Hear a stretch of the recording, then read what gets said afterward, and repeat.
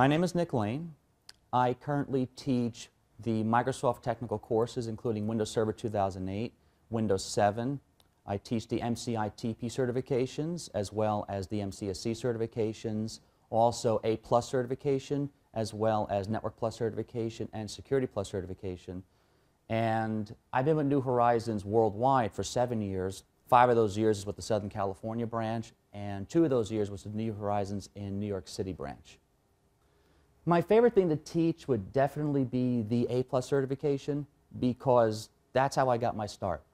The first certification I got was when I was 17 years old. It was the A+ certification. And it's a funny story, but I got that certification March 20th of 1998 when I was 17. And at the time, I was one of the youngest people in Nassau County, New York, to get the certification.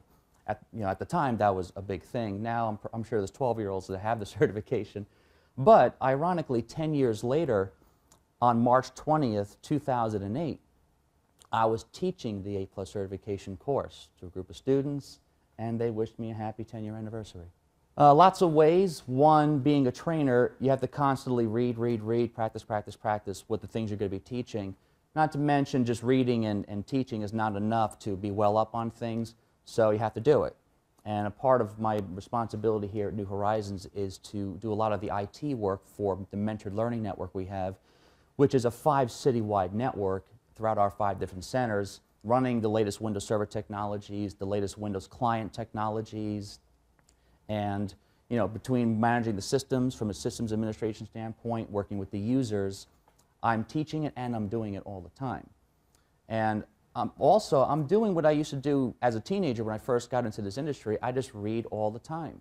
I spend about literally 5 days a week in a bookstore reading something about computers, whether it's something I'm teaching or one of the hacker certifications I'm preparing for. It's just I'm very diligent about what I do. I noticed when I was a teenager that people were always coming to me for advice on things, whether it was about family, relationships, or computers. I just seemed to always be that go-to person to help people out. I've taken an interest in helping people at an early age. I took an interest in writing and explaining things through written communications. I just had this desire to be someone that teaches others. And it doesn't necessarily have to be about computers. I'll find myself in my classes talking about physics or some type of scientific endeavor. It's just as long as I'm teaching, I'm interested in the audiences, then I get a tremendous satisfaction. So teaching was what I was meant to do, whether it's in front of a class or writing books. That's what I'm going to be doing for the rest of my life. The same way I actually connect with them before the class starts, I reach out to them. It's not common for instructors to do that, but I actually contact the students before the class starts. I send them an email saying, "Hi, my name is Nick Lane. This is the course. This is the hours. Here's my files. And here's all the information about the course, all the information about the exam." So they have that relationship with me from the start. And then after the class, I reach out again.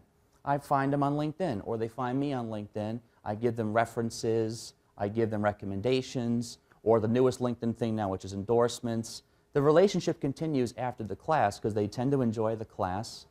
And there's a mutual benefit of me recommending them and them recommending me on LinkedIn or whatever it is. The relationship doesn't end.